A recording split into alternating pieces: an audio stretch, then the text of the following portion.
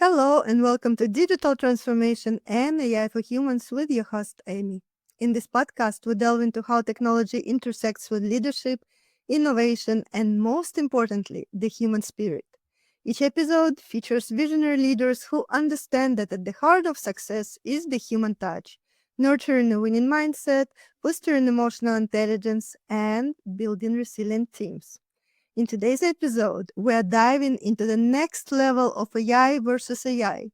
We'll take a closer look at how artificial intelligence and zero trust strategies are being used to battle intelligent cyber threats, together with my fantastic guest from Los Angeles, California, Dr. Victor Monga. Victor is a cybersecurity technologist and architect, co-author of Simple Solutions, Complex Problems, founder of VTF University, and co-host and producer of the Zero Trust podcast. Welcome, Victor. It's a pleasure to have you here in the studio. Thank you, Amy. Thank you for having me. Let's start the conversation and transform not just our technologies, but our ways of thinking and leading. If you are interested in connecting or collaborating, you can find more information in the description. Subscribe and stay tuned for more episodes.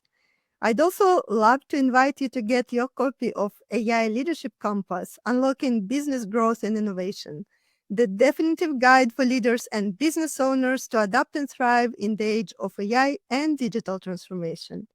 Find the Amazon link in the description below. Victor, it's such a pleasure to have this conversation today. I'm so looking forward to all the insights we're going to share with our viewers and listeners. Could you please tell us a few words about yourself, your journey, your passions? And I'm really curious about learning more about you and your path. Yeah, for sure. Yeah, so born and raised in India, and then migrated to United States in 2012. My background is actually IT, network security, and then transformed into the real hardcore cybersecurity, I should say.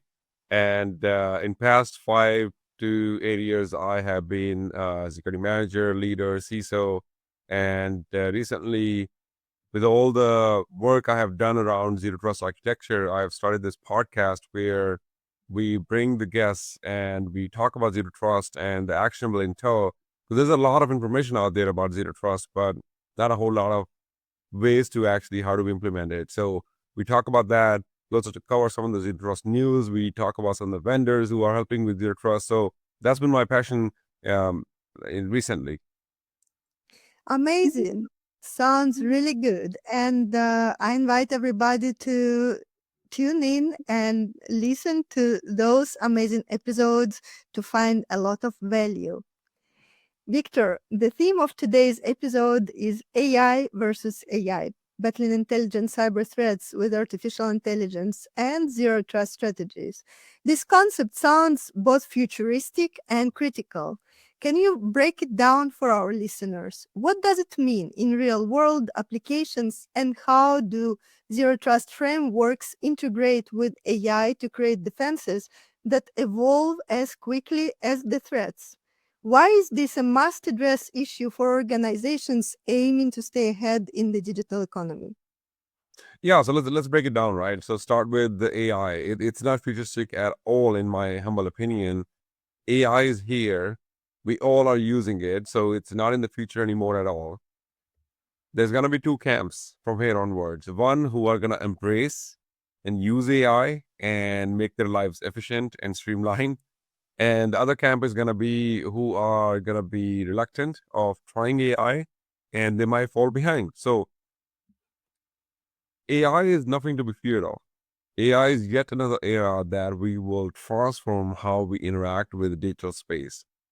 If you look back when the computers were invented, we all thought the humans will be irrelevant because now computers can do things faster. Fast forward 40, 50 years, we're still relevant. On the contrary, now we have a whole industry, IT and cybersecurity and application and the whole thing about the GRC as well. It exists because of computers. Same thing happened during the time when internet was invented. Everybody thought that now everybody can get the information so fast and so quick. We don't need a whole lot from humans. Again, yet another myth about it. AI is the same thing. I explain AI in my classes where at VTF University, I treat AI as a calculator. Yes, I can multiply, subtract, and divide using a pen and paper. With the calculator, I can do it faster and I can do it better. I can verify my results. I treat AI just like a calculator, where I have a yet another tool to do my job faster, maybe even do a more quality work, have something and someone verify for me, and bounce off ideas. Does that mean AI is replacing me? On the contrary, AI is making my job and my work better. And that's what the crook of this conversation is, where how do I use AI today? And right now where we are, we all think ChatGPT is AI, and that's not it. The applications of AI in different industry, different sectors, healthcare, if you think about it, if AI can predict based on your food habits, based on recent stress that you have been suffering, based on your travel habits recently you picked up, it can predict and tell you that either you need to change your lifestyle or you need to start taking medication. Think about the application. Same goes for other industries. Let's take cybersecurity, my favorite topic. Zero Trust is a framework, a strategy that came out when John Kinderwalk started talking about, where Zero Trust is not about not trusting people. It's actually not trusting packets. At that time, he referred to packets because network was the biggest thing. But now, if you think about it, we don't want to trust what's going on in digital space, your identity, what applications you're accessing, how you're accessing, from where you're accessing, all of that. We want to verify, we want to log it, we want to enforce policy, all the principles of zero trust. So it's not about not trusting Victor. It's about the actions performed by someone who think Victor is Victor using a computer. How does AI help with zero trust? So let's talk about that.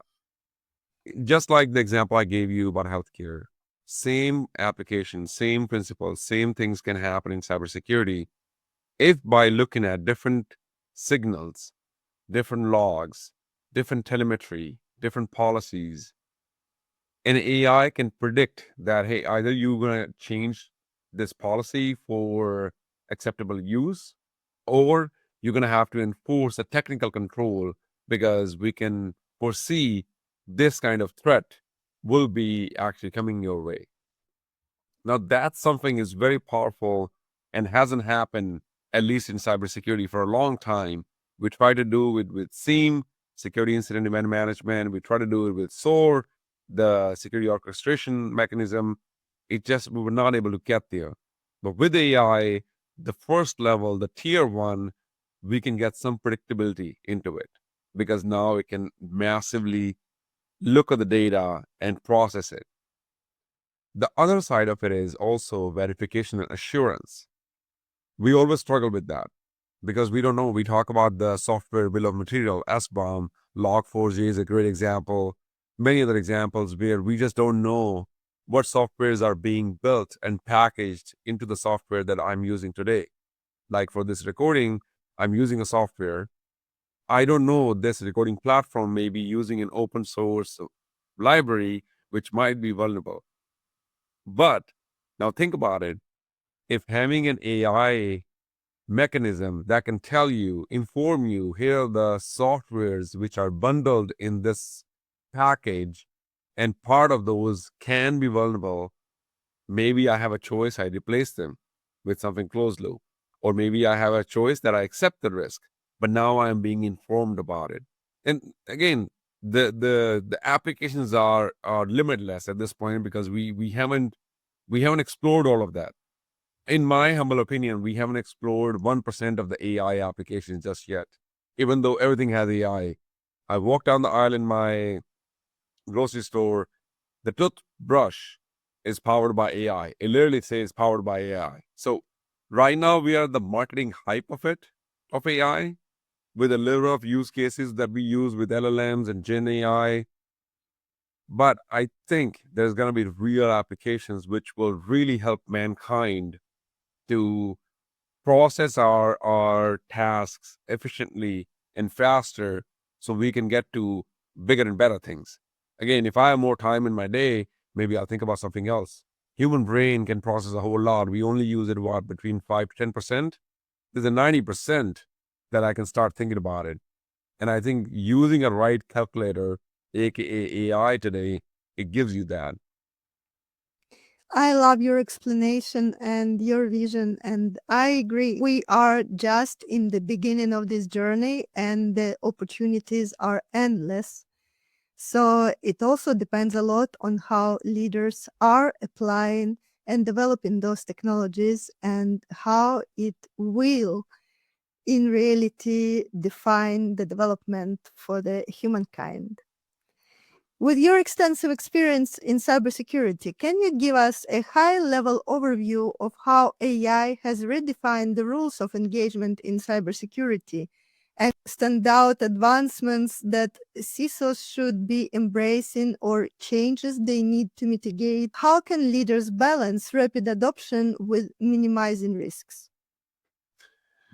Yeah, so let's start with the one hypothetical, the camp where if I'm a security leader and I'm not ready to embrace AI. In my view, most of the CISOs I know, they're smart enough, they have embraced it. But let's say that there is a case where we're not ready to embrace AI in cybersecurity and we are the blocker. My question to those people, those personnel, is that do you think the bad guys, the adversaries, are not using AI just because you are not? And that's where the mindset and the shift is, where if I have the calculator, bad guys are using the same calculator. If I choose not to use it and use pen and paper and slow down the whole operation, bad guys are gonna compute faster and multiply faster, divide faster, and add faster, and get to the crown jewels faster. I can continue doing the same operation using pen and paper. Just because I can do it doesn't mean I have to do it. There are better ways to do it now, and that is using AI. So that's the mind shift that we have to adopt, where the question usually is, am I ready to embrace AI? The question is not, I think it's the wrong question. The question is, are guys also using AI? And the answer is yes. Adversaries, if you look at the threat reports actually put out from 2024, the top ones are the typical ones inside the threat, ransomware. But if you start looking at the new ones or new additions in the threats, which are deepfakes, which is AI, Gen AI or the LLM generated content, which is poisoning the phishing emails, or if you are into the entertainment business, I'm in LA, writing the scripts and actually inserting them into your scripts written by the writers. The threats are actually created by threat actors using AI. Now, the question you want to ask yourself, are you going to pick a pen and paper to go and fight those AI generated threats, or are you going to actually use AI? And that's where you have to ask yourself, am I ready to embrace AI? And the default answer is yes, because we have to at this point. We are not given a choice anymore. The adversaries that are using AI, we have to use AI to fight back. The level 1 threats, if you look at it, and it's funny to watch it if you're in a security operations center, you can see some sort of a machine generating these alerts, or actually generating the URLs and spinning up the websites and bouncing off different IPs as they go. And you can see that it's almost scripted, and yet it has a brain of its own. And if you have a cybersecurity solution which can detect it, prevent it, protect you, and respond to it, that would be something of an AI intelligence in it, because now they can detect the pattern from AI threat. AI solution will detect it and protect you. If you fall back to traditional security solutions, which are not AI equipped yet, AI threats are going to pass by them laughing, because they will not be able to detect. They will not be able to see the pattern. It's not going to be obvious to them. So in order to see the AI generated threats, in order to combat those threats, you need AI solutions as well. And that's where CISOs are looking at it. I mean, a lot of the research done by Avantas and IDC or Ponymon, they are asking CISOs now, what are the different strategies that you are changing? Number one is budget. Is budget going to change? Because a lot of time we have a tendency in cybersecurity saying that if I buy a solution, I don't need a human, or the other way around, where if I'm buying something, I need to consolidate. There's no consolidation yet. This is a new type of threat. So you have to accept that fact. This is a new type of threat. So if you're trying to consolidate and try to remove your traditional security tools, or trying to actually not renew your traditional security tools, that might not be the time. You want to continue using what you're using, but layer on top of it now. See where the gaps are. See where the overlaps are. Don't just make the decision out of thin air. And that's what CISOs are looking at. Smart CISOs are right now going through, and they have started this process in 2024, POC and POV, to look at what AI threats are out there and how to combat it. 2025, they are putting the budget together to actually go buy these tools to make sure that they have that war chest ready when the threats are actually knocking on their doorstep to combat them. And that's the shift it's going on right now. And translating it back to the business terms, that's business 101, that's security 101. This is a new type of threat. But ultimately, your crown jewels hasn't changed. Just because now AI generated threats are coming, whatever you are doing, that hasn't changed. But now you have to guide the strategy because there's a new threat out there. Bad guys are using AI. You have to inform your strategy to use AI to combat it, budget it, train your staff, train your company, train your employees, train your contractors. You have to think a little bit differently how these AI generated threats can really bring down a company or customer, and how, as a security person, you will be able to combat it. You are totally spot on. It's not a matter of choice anymore. It's just something we have to accept as a part of our processes, build into our strategies, and be adaptable enough and change the mindset in order to match those capabilities and play this new game.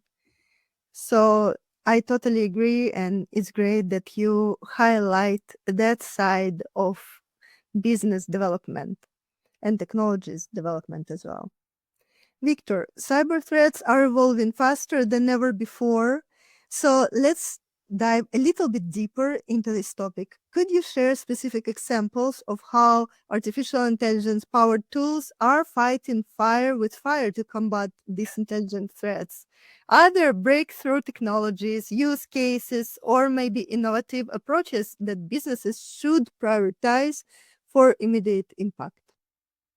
I started my career 2 decades ago, and even then, it was always like this. There is a new breed of threats out there. The threats are evolving. There's a new landscape. I feel like that's old news now. Threats are always changing.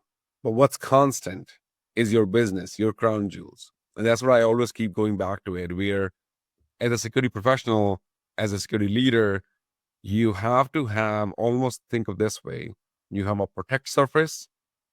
What you need to protect, that's where you put your crown jewels. Defense in depth, least privilege, all of those principles, they were informing us to do just that. Protect your crown jewels, because that is my protect surface.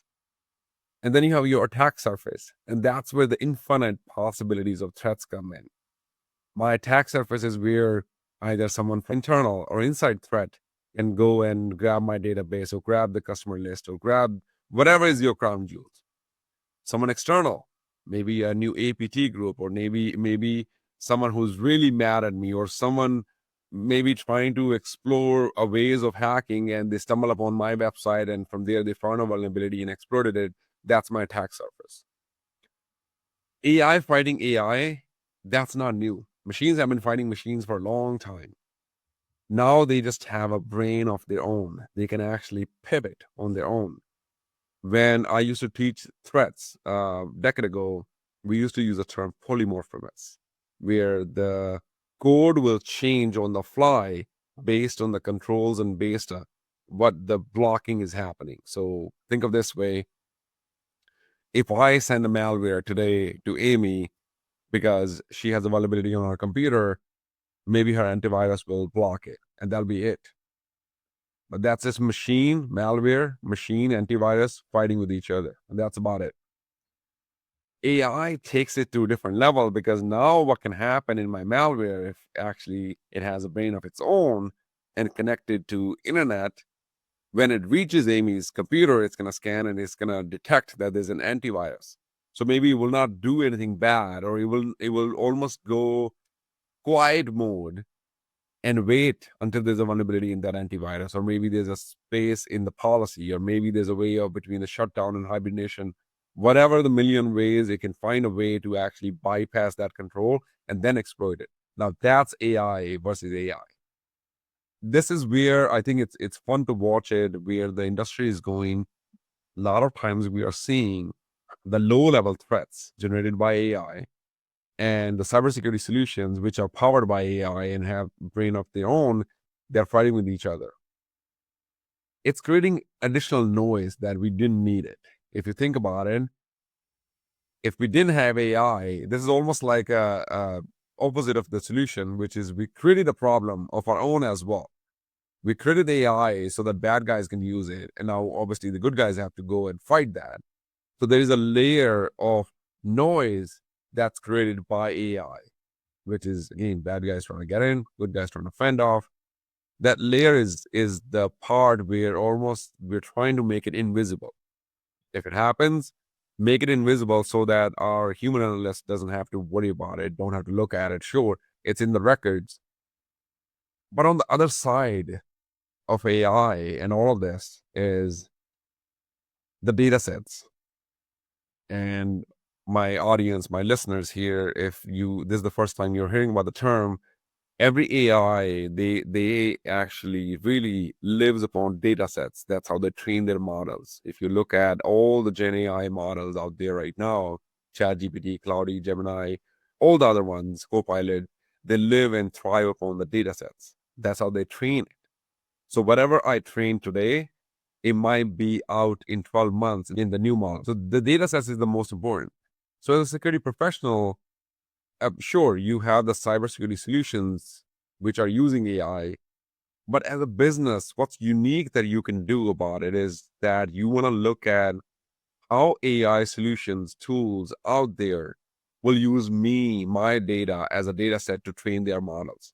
And that's what's happening right now. In 2024, a lot of time was spent in research, a lot of time was spent in the policy drafting, where as a CISO security leader, now you have to go around your business and look at what are the data can be used as a data set from an AI perspective that can be harmful to your company.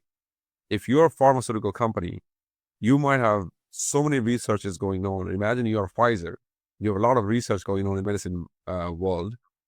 And now all of a sudden, all of those data sets are being used to train a model. 12 months fast forward, Pfizer's competitor actually go and search for in that chat bot and ask for, hey, I'm trying to make a medicine for cancer.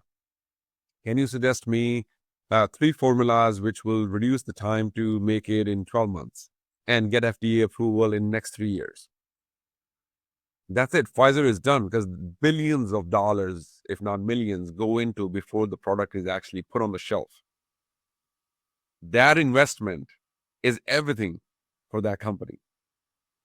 And that's the data set that you wouldn't have to worry about it if AI was not here today. Because that's something is your intellectual property, you have people under NDA, it's part of the key and lock and badge system where you go in and explore the data, do the research. But now, since we all use AI, between the screenshots and note takers and the Zooms or the Teams and the agents installed on the endpoints of the network, everywhere there is a form of AI in the network. Sometimes we don't even know it. And it's being trained from an AI perspective, what we are doing. So that's where the security has to go in and change this mindset where don't worry about wasting your time looking at AI fighting over AI, go look at the data sets. Go look at the models that will use your data to train them. And if you do find it, then catalog it, index it. And again, rule of thumb is don't roll the R. Go back to your crown jewels and look at what data do you have there and how that's being used for the models to train their data sets. And then from there, you have to build a policy. Which tools can touch this data? Which tools can be exposed to this data? Because if the tools have AI in it to make the jobs efficient and effectively of the researchers, now you have the responsibility to make sure that that AI does not use your data. And if it does, you are aware of it, how it's being used. That's where the AI versus AI conversation is happening. A lot of research went into it last year because this data set is becoming a big of a problem that is not necessarily security, because security usually have the access controls. If Amy is in marketing, she's not supposed to see the sales, or Victor is in IT, I'm not supposed to see Amy's balance sheets. That's what the access control used to be traditionally, IT security, that as long as I know the identity of Victor or Amy, I can limit the access. AI does not come with an identity. It is it. It comes with one form and one shape, which is all of it. So when the AI is coming to the data set, it does not have any identity. And that's where the complication comes in. This is so interesting. And now it's getting really exciting. As we look forward to 2025 and beyond, what do you think are the emerging trends in AI-driven cybersecurity? You mentioned the mindset shift, but I would like to hear more if there are specific innovations or threat vectors such as quantum computing, generative AI misuse, or advanced ransomware tactics that organizations must prepare for now. What proactive steps can leaders take to future-proof their strategies? I think we're still at the surface, as I said, the 1% of the AI use cases. So I foresee 2025 being the next phase of that, maybe 2% or 5% of the use cases. More more time is gonna be spent around guardrailing and putting policies around it, and making sure that if you were to build your own AI, if you were to use public consumption of AI, how can you do it? A lot of focus is going to be on the AI providers than the consumer. So if you were AI provider, if you are ChatGPT or Meta or Microsoft or any other flavor or Google, then how would you provide safeguards so that the AI is not being used for malicious purposes? I think that's going to start in 2025, because 2024, 3 and 4 was a lot on excitement of ChatGPT, that I can ask any question and it will have an answer. It was spent time was lot of time was spent creating funny videos on the internet using AI. A lot of time was spent on creating that generative content. But now the tail end of 2024 taught us that all of those things can be used for malicious purposes. And now in 2025, we'll start drafting some of the policies and governance around it. And that's going to be on a lot of providers, not so much consumers.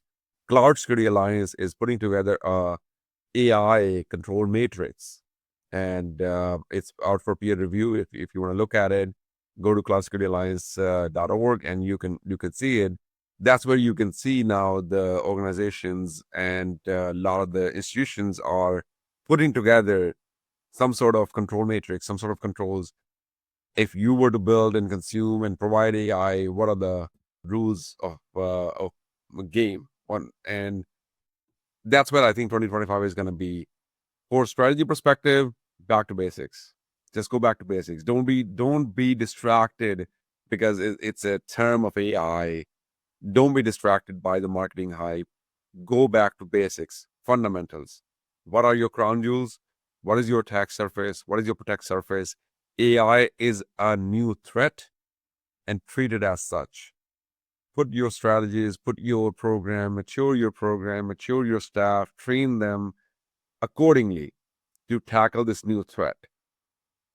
But don't get distracted and completely just overhaul your security program. That's gonna be a bad move. AI is a threat, treat it as such. Put your controls, put your detection, put your prevention, put your response, update your playbooks accordingly that if this threat happens, what would I do? And that's all we could do it at this point. Instead of being distracted and just completely take an eye off the ball.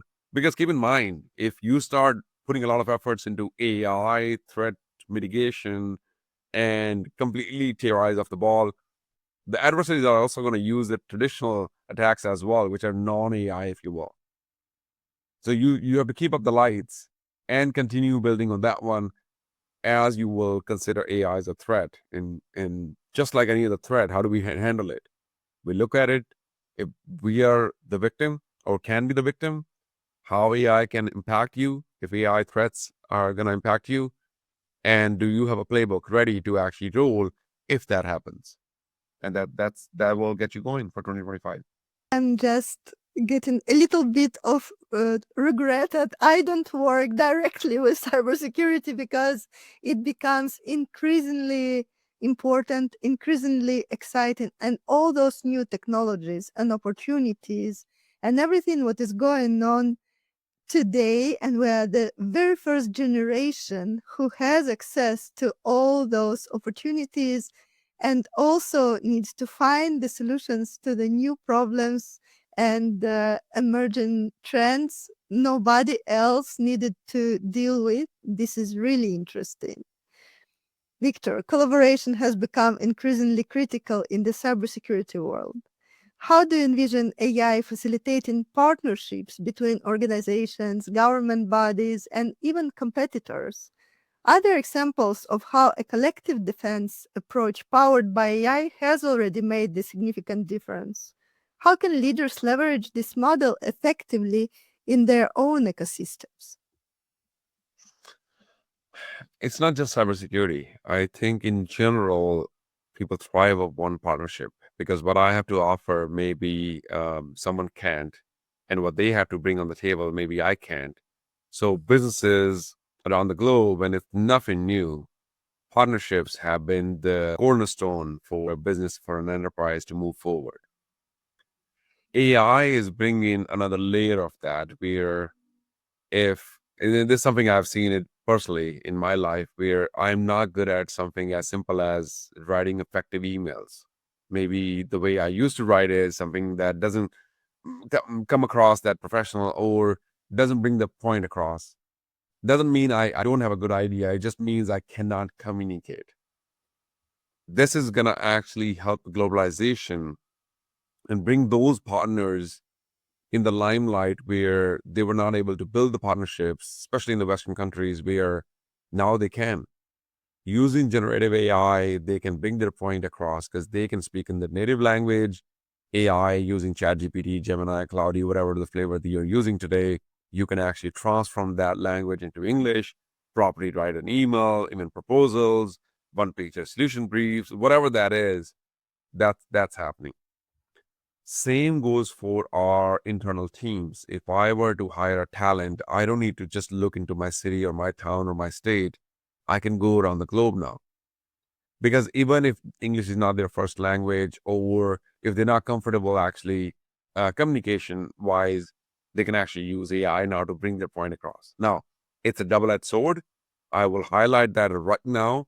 There's a biggest problem going on right now, especially in the young age professional. Unlike me, I'm a dinosaur at this point. Um, Over-reliance on AI, over-reliance on these chatbots, where you start losing an edge where you just don't even know how to talk. You just know how to prompt. And this has happened in 2024. A research was done at a university level where the students are so hooked onto the chatbots where they're entering prompts. So even when they're communicating with each other, they're giving prompts to each other instead of having a communication. And that's the other side of it, right? Where you need to balance it. If you are a professional, young professional, trying to use AI for your day job or day work, don't over rely upon it. There was actually an incident not reported, but told in the inner circles where a CFO actually was running against the 10 line and used ChatGPT to run some numbers. ChatGPT made a minor mistake in the number that was informed or made an informed decision to actually bring the whole company down because again there was a minor difference in the number when ChatGPT actually did the OCR from the page because CFO took the pictures of the transaction or whatever the decision and asked ChatGPT to just come up with the numbers, and that numbers were actually put in this Excel. That Excel was used by the controller to make the transaction, and again, it was detrimental to the company. Again, over reliance, right? You need to verify what you're using, and that's what I would advise right now for those who are listening. Use ChatGPT, Cloudy, Gemini, and all the other chatbots as calculator. Just know 2 plus 2 is 4, or just know that 102 is more than 100. So when you actually use a calculator, if the calculator or the calculation came out to be 102 is less than 100, have a logic that 102 cannot be less than 100 because it's more. Have that basic fundamentals clear and use the chat GPTs of the world to actually efficiently make more content for you, but you are the verifier. Always verify, always verify. The best rule of thumb you can do is whenever you give a prompt, treat it as that you're verifying what you know instead of trying to make it create something new. And if you're creating something new, then you have to verify, you have to continue verify because otherwise it's the problem of over reliance. We are over relying upon chat GPTs of the world. Again, I'm not just picking on chat GPT, but the chat bots.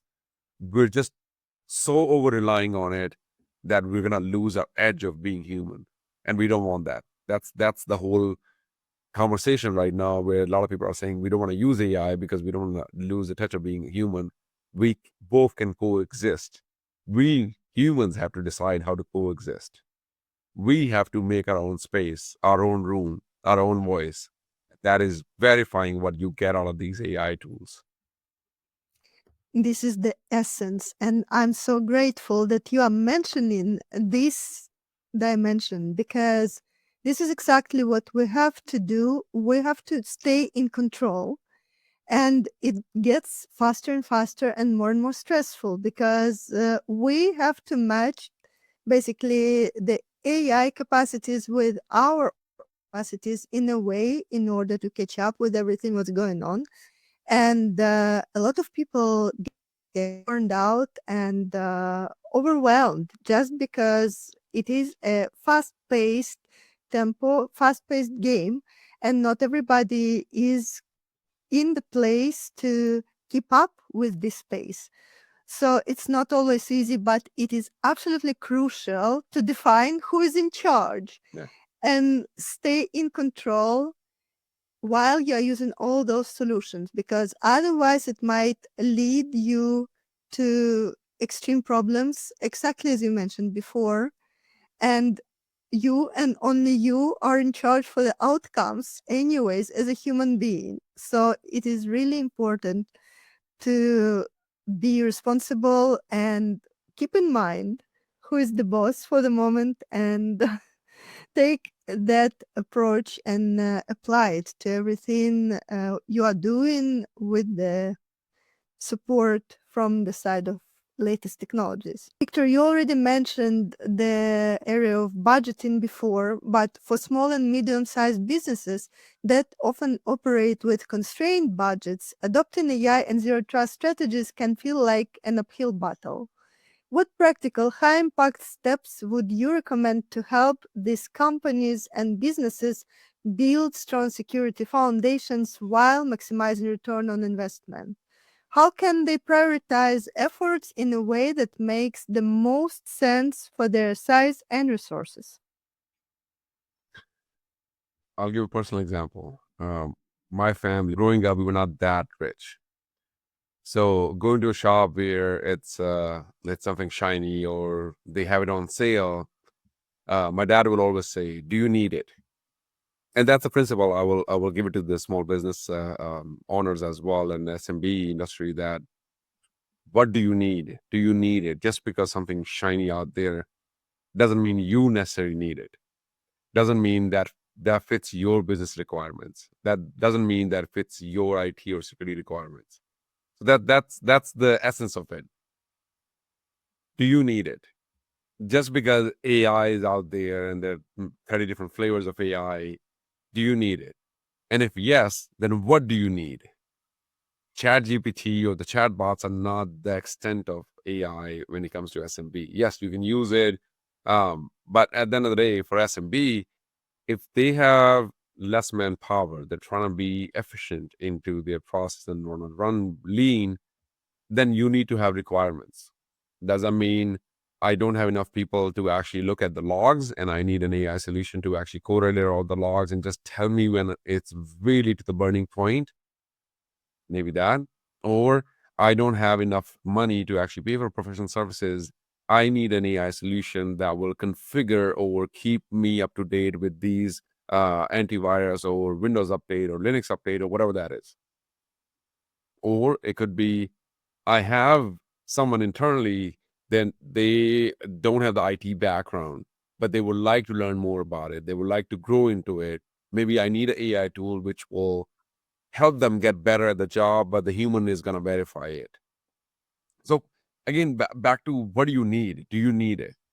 If you write down those bullet points, then you can go shop. Then you can go decide what's out there. And if that meets your budget, SMB is always going to have that budget as problem. You said it. And it's not even a problem. That's just how the economy works. For SMBs, they have to make more with less. That's the essence. Making more with less has constraints, quality or quantity. So with AI, yes, you can streamline your process. You can even look at inefficiencies. And that's one area SMBs have been actually using AI to look at inefficiencies in the process, because they don't have highly trained black Sigma belt or whatever that's called actually to come in and look at your operations and decide where the inefficiencies are. Maybe AI can, looking at putting in like 15 cameras around your operations, and they can maybe identify efficiencies. Maybe they can help you actually make sure the employee efficiency is also improved by either making sure they send a text message, hey, your break is due, go take a coffee break, go stand up now, feel refreshed, come back, because when they come back, they can work efficiently. So AI can help you with those things. But at the end of the day, you have to ask yourself, what do you need? Just because something is out there doesn't mean that fits your bill. AI can go from $1,000 to $1 billion. Are you ready to pay that? But what does that bring for you on the table? So again, back to my dad's code, where do you need it? And what do you need? And if you do, what is your budget constraints? What is your human constraint? What are your process constraints? And the ROI is usually for the smaller businesses 3 to 5 years. That's the depreciation they use, right? So for larger enterprises, there's different depreciation models, but for smaller, it's usually 3 to 5 years that I'm gonna use a depreciation model. So if I'm investing $100,000 today into an AI which will help me improve 10% of the operations, that 10% brings me only $2,000 per month. Use a depreciation, you're actually paying more to be efficient than being inefficient today and not losing that money. You have to run that math at the end of the day. Back to what do you need? And once you decided, that will dictate and guide the path, what do you need and how you can procure it, how you can use it. AI has a lot of use cases. Keep exploring them. If you're in the SMB space, keep exploring them, especially the efficiency, because you can really help, or you can really get helped by AI to run the operations lean and mean, and that helps you. Six Sigma, actually, that's the term. Six Sigma. One thing that I have noticed in 2024 in the SMB space, where now the SMBs can also streamline their processes, such as creating a PO, creating an invoice, sending a reminder, collecting the raw things that they were manually doing those steps. A lot of time the AI process can do that now. If an email came to your inbox that, hey, I'm checking up on that invoice, they can send an invoice PDF directly to the person. So those things, it will save you time, but you have to run the math. How much time is being saved and what do I do with that time? Do I bring more money with that time that I spend on the AI? That's the math. You have to do it. Sit down, take a step back, run the math on the paper to make sense. If the ROI is not there, that 20-30% that you want, then all of that for nothing. Just because you have a flashy AI doesn't mean you're saving money. You might be actually wasting money. That is a really wise approach and an amazing advice to everybody who is trying to compete in the way that they need to choose the fanciest solutions and keep up with the trends of technological development. It's not always worth to just get the latest and the trendiest solutions because you have to apply them to your case, to your situation, to your business, and make sure that the return on investment is still making sense for you and you're going to grow due to that achievement and not go bankrupt instead, which also might happen actually in some cases. So it is really important to prioritize what really matters. And unfortunately, I see this trend on the market in different areas, not just cybersecurity, but there's a lot of this in MarTech as well. There are new solutions coming up every day. And many companies are doing their best to catch up with the latest and trendiest models and solutions. And it's not always worth it, and it might lead to the opposite outcomes as well. So do you really need it? I love that question, and we can apply it actually to so many areas in our life and business. Victor, this is an amazing conversation. I'm enjoying it so much, but it's about time to wrap up. So the last but not least question about your experience and some golden nuggets from your side. What advice would you give to C-suite and other leaders managing cybersecurity in 2025 and beyond to ensure alignment, agility, and resilience in addressing ever-evolving threats? How can they foster a culture of proactive security and innovation while maintaining stakeholder trust and balancing business objectives in an increasingly complex digital landscape? Oh, that's a loaded one. And there's a lot in that. I think the simple advice I have is be curious. If you're a board of director, if you're C-suite, be curious about what's going around, what's changing, and don't make harsh decisions. Don't make abrupt decisions because something flashes out there, something more happened out there that you heard about it. Maybe you got scared. At the end of the day, you have to trust your people that you hired. You have to trust the talent that you handpicked, that they will do the right job. You can have a process to verify and find the assurance in it, but don't try to make decisions for them because that really limits innovation at all times. If threats are out there and you feel that you're not being informed, that's something you can ask. More communication, transparent communication, maybe education on the things that maybe you're not aware of it. But making a decision uninformed or with the limited education because you don't have time actually has a lot of impact that you have no idea, that sometimes you don't get to see it. So again, if you're in 2025 sitting on the board of directors or if you're C-suite, be informed. There's a lot of changes happening everywhere, especially with the AI disruption. We have seen this disruption during the internet time. We have seen this disruption in the .com era. We are in the new era of AI. A lot of disruption is happening. So you may try to go back to what you know, but this is uncharted territory. No one knows anything. So instead of actually falling back to our decisions or falling back to our knowledge and falling back to our experiences, be curious, ask the right questions, be informed, and trust the talent that they will do the right thing. Help them to get to the right decisions. And that's my advice. I absolutely love it. This is so profound and so efficient. And actually, this is the essence of the success formula. And today, in 2025 and beyond, it is really difficult to be a leader in the space of the unknown. And of course, there are many constants and things which are still the same, like those crown jewels of the business. But at the same time, there is so much to learn. There are so many learning curves to deal with, and it requires resilience, bravery, courage, and a lot of motivation in order to put things into place and be future proofed and run a sustainable, growing business. So, thank you so much for sharing your wisdom, your experience, and knowledge with us today. I highly appreciate you being here and sharing all of the best what you have to offer to our listeners, to our viewers. Thank you so much for this conversation, Victor. Pleasure to be here, and thanks for the invitation. Thank you for joining us on Digital Transformation and AI for Humans. I am Amy, and it was enriching to share this time with you.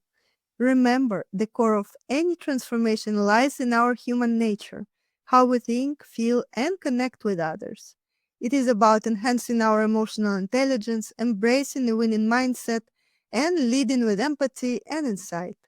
Subscribe and stay tuned for more episodes where we uncover the latest trends in digital business and explore the human side of technology and leadership. Until next time, keep nurturing your mind, fostering your connections, and leading with heart.